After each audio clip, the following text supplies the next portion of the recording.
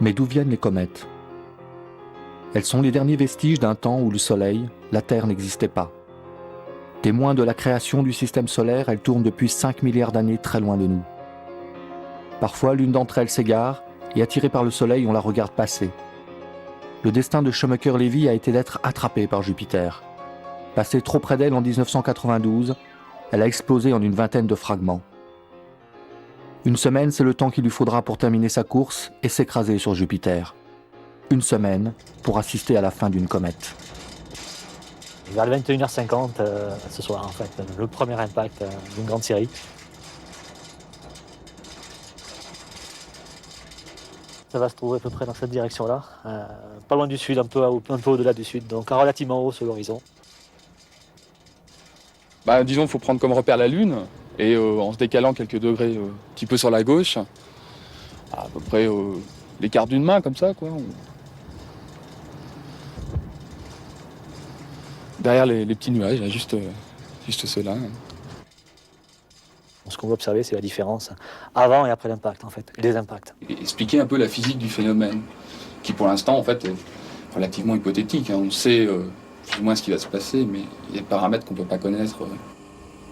On est là depuis le 6 juillet. On observait un petit peu en avance pour avoir l'allure de Jupiter actuelle et faire une comparaison avec les événements qui vont se produire ensuite. Voilà. Donc c'est une longue période de suivi de Jupiter qui a débuté et qui va continuer maintenant. C'est depuis le pic du Midi, devenu observatoire au début du siècle, l'un des meilleurs sites au monde, que depuis le mois de mai, les astronomes de l'Observatoire de Paris, de Meudon ou du Bureau des longitudes suivent le périple de la comète. Comme un peu partout sur la Terre, toutes les coupoles seront désormais tournées vers Jupiter.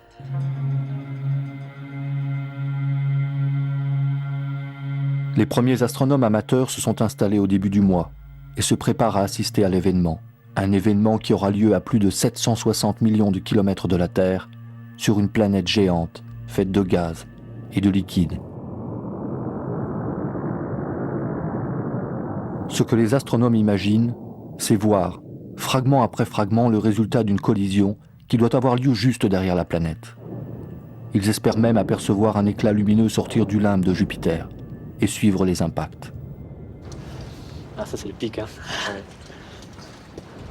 Et là, ça peut se dégager à 3h du matin et être fantastique. Très vite. D'autant que... si on y regarde bien, on est à 2 minutes de l'événement. Donc, c'est dur, hein, ça fait quelque chose au cœur, mais... C'est fichu. Mais malgré tout, c'est peut-être meilleur d'être ici que sous l'impact dans Jupiter, quoi. Enfin, Certainement.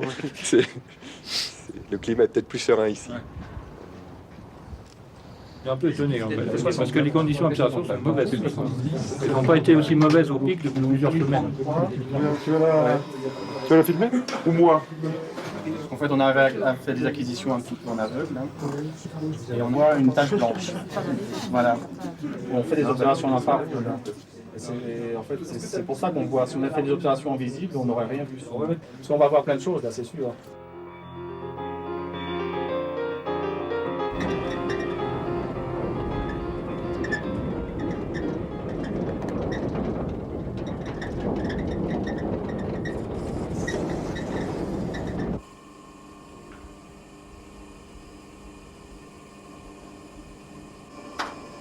Relance là, il n'y a plus de nuages.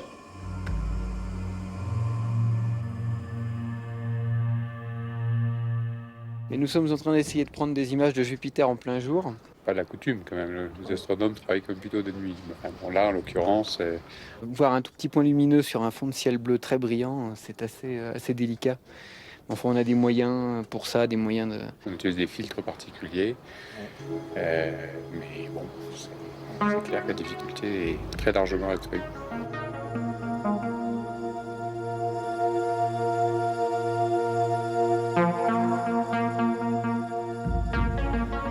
Nous avons observé, la chute du noyau A et du noyau E.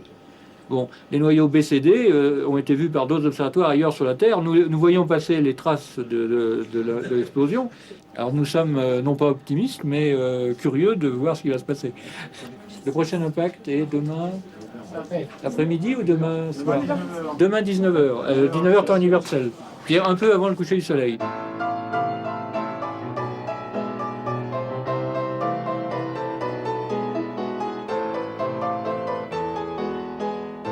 On observe Jupiter. Il dessine, oui, et il fait des dessins toutes les 10 minutes à peu près. Et on voit très bien que ça évolue très vite. T'entends le groupe là? Il n'y a plus de jus. Il y a tout le mec qui a sauté, ils sont sur le groupe à TDF. Si, ça y est. Ça y est. Ça y est. Par une autre structure. Comme l'impact se situe derrière, une fois que Jupiter a tourné, on espère voir l'espèce de champignon qui se sera formé, qui contraste sur le ciel. Mais bon, c'est très dur parce que la nuit n'est pas encore bien noire.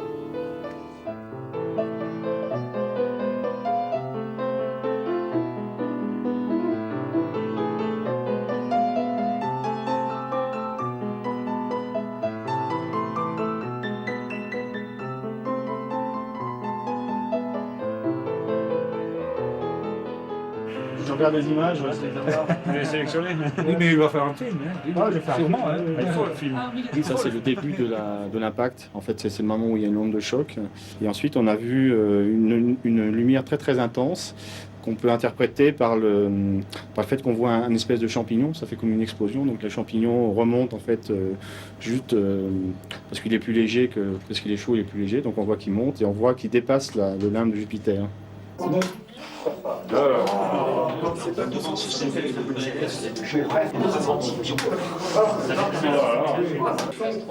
Formelle, les 9e et 10e fragments de la comète sont entrés en collision avec Jupiter dans la journée. Des explosions auraient même aveuglé l'immense télescope installé à Hawaï. Patrick. Comme du pic du midi. Le 8e impact, l'impact H. Il était 21h30. On voit nettement Jupiter et à droite de l'écran, 2 de ses 16 lunes, Io et Ganymède.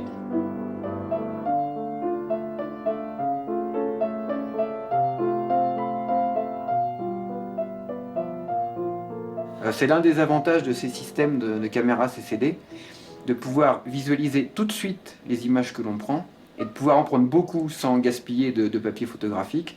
Bon, c'est un petit peu lourd effectivement parce qu'il faut du matériel informatique, il faut des ordinateurs pour récupérer les images de ces caméras CCD et faire des traitements d'images. Et ça offre une puissance impensable. C'est vraiment une révolution dans le domaine de l'astronomie comme on n'a pas connu depuis l'invention de la photographie. C'est vraiment quelque chose d'extraordinaire pour les amateurs. C'est quand même pas un télescope de très haut de gamme, c'est pas un télescope de professionnel, ça s'achète dans le marché amateur. La caméra CCD aussi, donc c'est du matériel accessible à tout le monde et puis on peut obtenir un résultat tout à fait digne des professionnels. Overexposing. Shall I continue my story? Comet crash. I took this telescope from Holland. I come from Holland. Depuis plus d'un mois, les astronomes, aveuglés par la lumière de Jupiter, ne parviennent plus à voir la comète. Ah non, officiellement, on est à moins d'une minute. Hein. Depuis, Shoemaker-Levy a poursuivi sa course à près de 200 000 km/h. Certains noyaux ont pu continuer à se fragmenter, d'autres même se volatiliser. Jusqu'à présent, tout s'était passé comme prévu.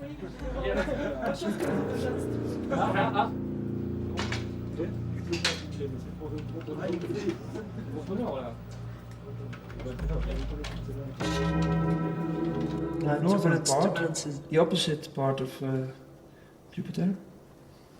No. Well, this one is more than.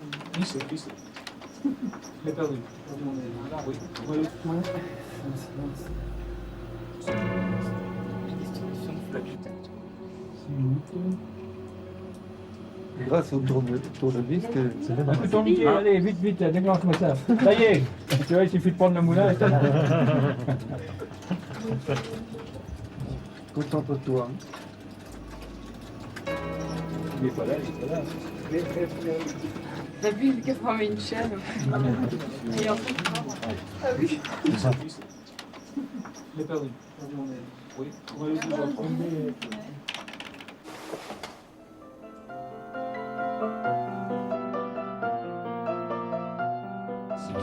Ah oui, ça y est, ça commence. Ça y est, 17h35. Ah, il est beau là. Tu préviens Oui, prends le... C'est bon là, c'est parti là. Oui, voilà. Au 14 juillet. Wow, hein? Oh. Seulement, le regard commence à avoir une forme en éventail. Oui. Moi, c'est pas long. Hein. Le télescope spatial disait que peut-être l'ombre de la planète qui semble couper la partie basse de 17,35. Oui, oui. Non, je crois que Oui, donc il est très en retard. On le voit encore, hein, il décroît maintenant. Oh, yeah! Yes! Il y en a deux! Mais il y en a deux, tout simplement! Très brillant, hein? Wow. Il y en a deux! Oh, c'est un double! C'est un double, oui. Il va donner une tâche incroyable, hein? Incroyable! Jusqu'au bout, continue un peu normalement. Voilà que simplement, il y en avait deux. Celui-là, il fume. Il monte. Visible à la lumière, je pense. Il commençait surtout une autre pause. Hein, ah oui, oui. Ah oui, vous le voyez, ça déborde du coup. Oui. Ça déborde. Je suis passé à terre. Oui.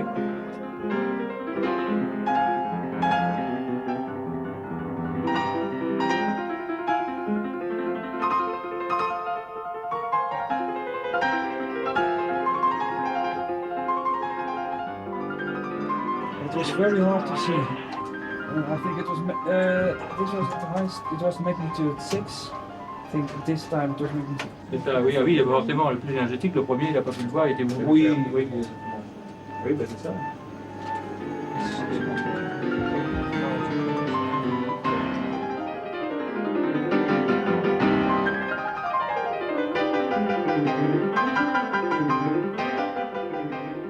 Ce sont des choses qui n'arrivent que je sais pas comment. La probabilité c'est minuscule de voir ça. Et celui-ci n'était pas attendu aussi énorme, hein, parce que nous attendions de modestes effets, avec l'idée que les noyaux pouvaient faire 100 mètres de diamètre, 300 mètres de diamètre, peut-être 1 kilomètre à tout prendre. Mais moi j'ai l'impression, en voyant les effets, que les noyaux étaient plus gros que ce que nous avions pensé. Assister même au flash, à voir ce flash, à voir la réflexion dans les satellites, voir qu'un satellite grossit sa brillance et voir ce nuage qui se forme, ça c'est incroyable. Ce qui était étonnant, c'est qu'il y a eu 3 flashs successifs. Alors il faudra regarder plus exactement pourquoi ça, si c'est le morceau qui s'est coupé en 3 et qu'ils sont tous été à la suite. Mais c'est assez étonnant parce que s'ils avaient été coupés en 3, en fait, vu la différence en fait, de temps entre les différents impacts, on aurait dû voir la comète casser avant, quoi.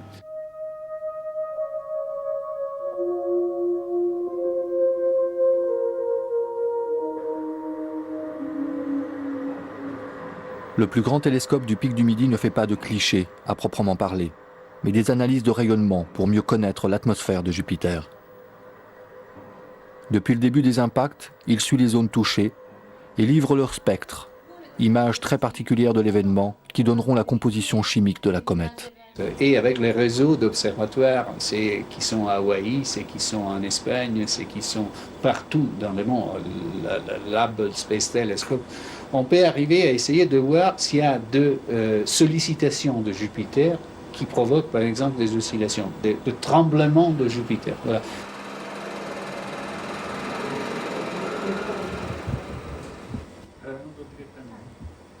On essaie toujours d'arracher, de voler des informations d'une comète qui concernent les premiers moments de vie de notre système solaire.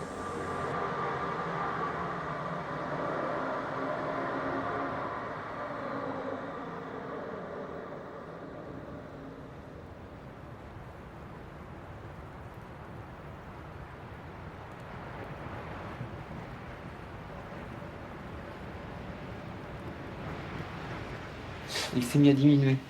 Et c'est confirmé par le 1 mètre. D'accord, le E, Tandis quand que même, le G, pas... lui, le G est colossal et on dirait qu'il y a une gerbe qui retombe. Ah oui, non, mais nous on la voit pratiquement. Vous la voyez bien. On la voit pratiquement bien en méthane.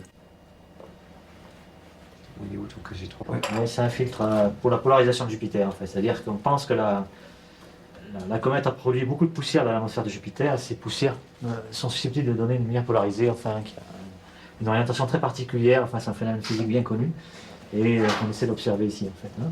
C'est très très particulier. C'est très difficile à voir, mais on va essayer. Hein. Non plus, que je pense pas qu'il y a beaucoup d'observateurs qui le font actuellement. Donc, ce serait très original d'avoir un résultat à ce niveau-là. Depuis qu'on est ça. Celui-là. Vas-y.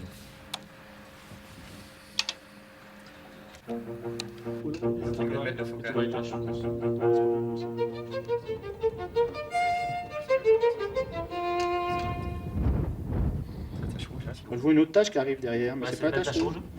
Non, c'est un autre point d'impact en fait. Ah ouais. C'est un point d'impact, c'est la même latitude que les autres. C'est vrai, non? T'as vu voir? C'est pas mal en fait. Ah ouais. Il est beaucoup moins contrasté maintenant qu'il est plus sur le bord. Ah ouais, parce qu'il y a moins de poussière en bas. Ah ouais. Sinon, c'est pas mal. Un joli phénomène, 3 fois moins fort que celui d'hier. Vous n'avez rien. Bon, alors en visible, il y a aussi François Collat sur le 16.8, on saura s'il a vu quelque chose. Oui. Et là, quand tu remontes, moi, c'est vrai qu'une comade en fait, hein. Ouais. Oui, j'ai chaud. Là, il y a encore, c'est marrant, ça. Oui, très régulier.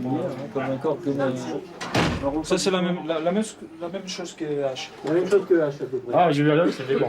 Ah, tu as vu, Tu as vu? Ah oui. C'était pas très brillant en 8, je sais pas. Et tu voyais le bord noir, et puis un petit point blanc là, au milieu. Là. Et en fait, je révise mes opinions, finalement, c'est gris. Hein. C'est gris, je vois les Ah, tu as changé. Mais ça, j'en suis sûr, parce que par l'analyse des 3 filtres, il n'y a aucune différence dans les 3 bleu, V. on voyait bien les bandes marron, et ça, c'est gris. Ah, c'est gris. Un fax de ça. Voilà. On combine les plaisirs à plaisir. Donc on combine le fait que c'est intéressant de voir en optique, parce que est-ce qu'on voit sur le flash, moi je l'ai vu blanc, il aurait pu être rouge, il aurait pu être bleu, ça aurait donné des informations sur la température en fait, de l'impact. Et puis bon, le fait de se retrouver sur la terrasse, c'est vraiment très agréable. La comète est morte.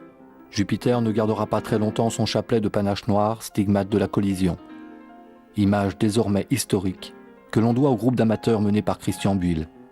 Les professionnels, eux, ont pour plusieurs années de travail, à partir des 38 000 clichés, pris cette semaine-là.